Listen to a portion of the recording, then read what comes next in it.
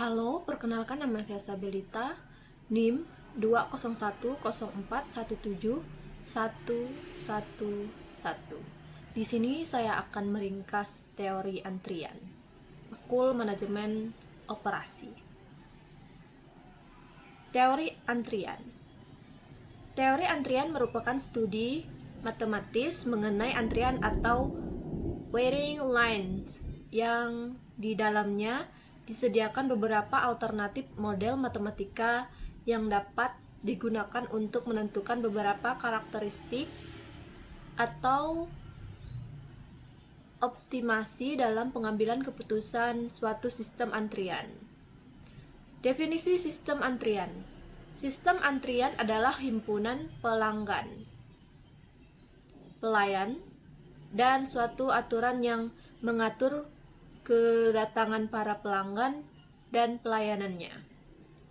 Sistem antrian merupakan proses kelahiran kematian dengan suatu populasi yang terdiri atas para pelanggan yang sedang menunggu pelayanan atau yang sedang dilayani.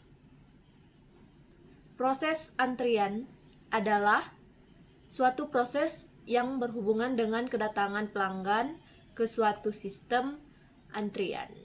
Kemudian menunggu dalam antrian hingga pelayanan memilih pelanggan sesuai dengan disiplin pelayanan, dan akhirnya pelanggan meninggalkan sistem antrian setelah selesai pelayanan. Unsur-unsur dasar model antrian. Suatu sistem antrian bergantung pada tujuan faktor, yaitu 1. Pola kedatangan adalah banyaknya kedatangan pelanggan selama periode waktu tertentu. 2. Pola kepergian adalah banyaknya kepergian pelanggan selama periode waktu tertentu. 3. Rancangan sarana pelayanan atau desain sarana pelayanan berkaitan erat dengan bentuk barisan antrian dan pelayanan pada suatu sistem antrian. Rancangan sarana pelayanan terdiri atas 4 macam, yaitu diuraikan sebagai berikut. 1. Satu aluran, satu tahap, single channel, single pass. Antrian artinya sarana pelayanan memiliki suatu pelayan dan pelayanan kepada pelanggan diselesaikan dalam satu kali proses pelayanan. 2. Banyak saluran atau tahap, multi-channel single pass. Artinya, sarana pelayanan memiliki lebih dari satu pelayanan dan pelayanan kepada pelanggan diselesaikan dalam satu kali proses pelayanan. 3. Satu saluran banyak tahap, single channel multi-pass. Artinya, sarana pelayanan memiliki satu pelayanan dan pelayanan kepada pelanggan belum terselesaikan hanya dalam satu kali proses pelayanan. 4. Banyak saluran banyak tahap, multi-channel multi-pass. Artinya, sarana pelayanan memiliki lebih dari satu pelayanan dan pelayanan kepada pelanggan belum terselesaikan hanya dalam satu kali proses pelayanan. 5. Disiplin pelayanan adalah kebijakan yang mengatur cara memilih pelanggan yang akan dilayani dari suatu antrian. Disiplin pelayanan yang biasa diterapkan dalam kehidupan sehari-hari yakni sebagai berikut. 1. First come, first serve first.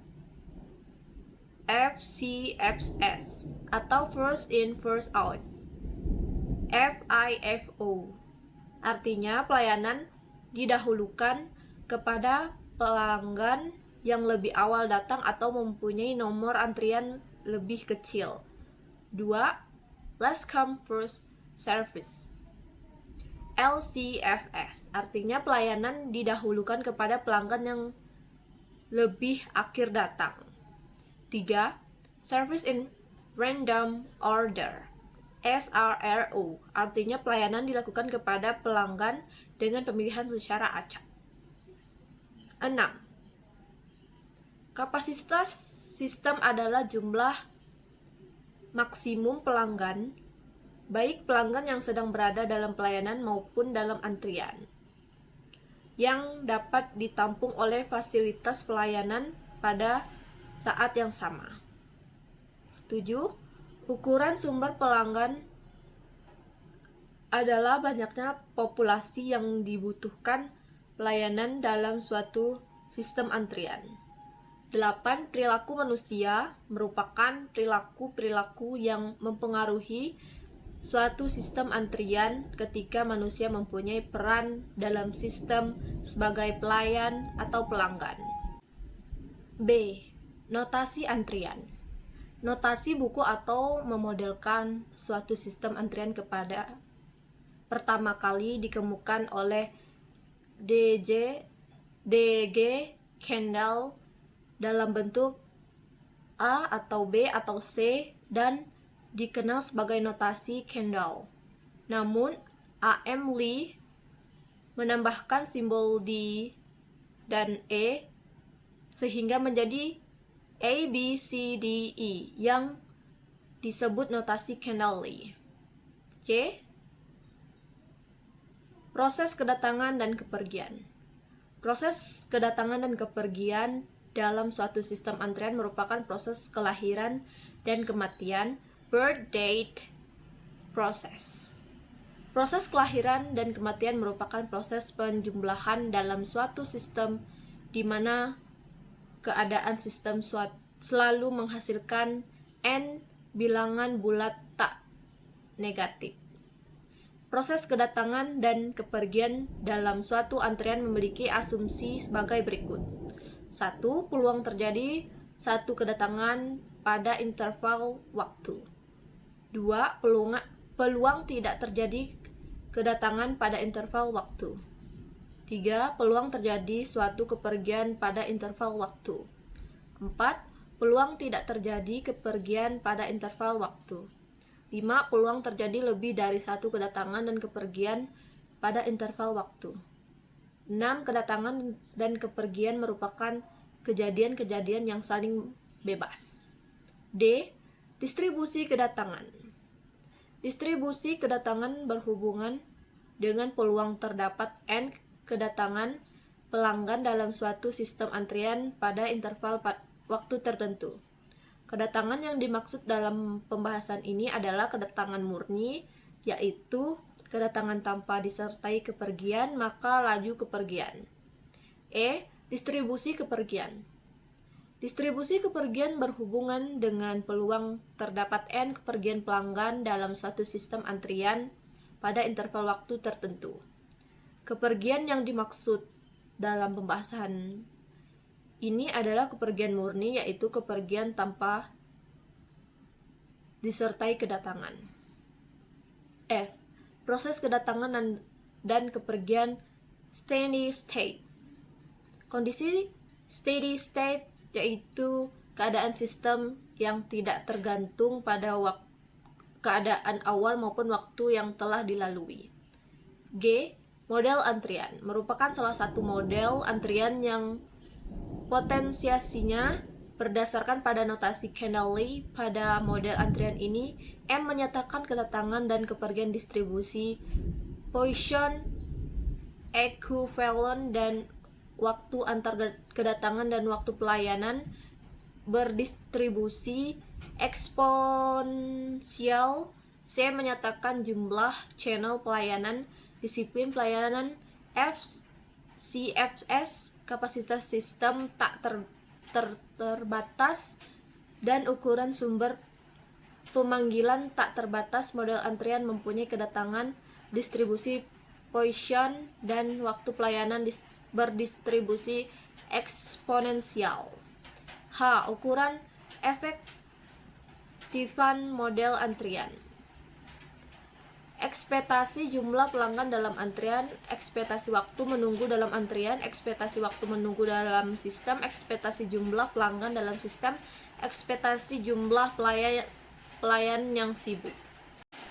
I. Model tingkat aspirasi. Model keputusan antrian merupakan suatu model yang bertujuan meminimumkan biaya total yang berkaitan dengan suatu sistem antrian. Oleh karena itu, keputusan yang diambil melalui model keputusan ini diharapkan dapat diterapkan dan mampu mengoptimalkan sistem antrian tersebut. Sifat dari situasi antrian mempengaruhi pemilihan model keputusan yang akan sistem antrian tersebut yang akan digunakan. Oleh karena itu, situasi antrian dapat digolongkan ke dalam 3 kategori berikut. 1. Sistem manusia, yaitu sistem antrian yang pelanggan dan pelayannya manusia. Misalnya, sistem antrian di bank. 2. Sistem semi otomatis, yaitu sistem antrian yang pelanggan atau pelayanan manusia. Misalnya, sistem pelayanan ATM, Automatic Teller Machine, dengan pelanggan manusia dan pelayan berupa ATM. 3. Sistem otomatis, yaitu sistem antrian yang pelanggan atau pelayannya bukan manusia. Misalnya, data yang menunggu diolah oleh suatu program komputer dengan pelanggan berupa data dan pelayan berupa program. Ada 2 macam model keputusan antrian yang dapat digunakan untuk mengoptimalkan satu sistem antrian, yaitu model biaya dan model tingkat apresiasi. Model tingkat apresiasi merupakan suatu model yang bertujuan menyeimbangkan aspirasi pelanggan dan pelayan dalam suatu sistem antrian. Penerapan model tingkat aspirasi untuk menentukan jumlah pelayan C yang optimum memiliki 2 parameter yang bertentangan, yaitu 1. Ekspektasi waktu menunggu dalam sistem WS sebagai aspirasi pelanggan. 2. Presentasi waktu kosong pada pelayan X sebagai aspirasi pelayan. Sekian ringkasan dari saya. Jika ada salah kata atau pengucapan, saya mohon maaf dan terima kasih.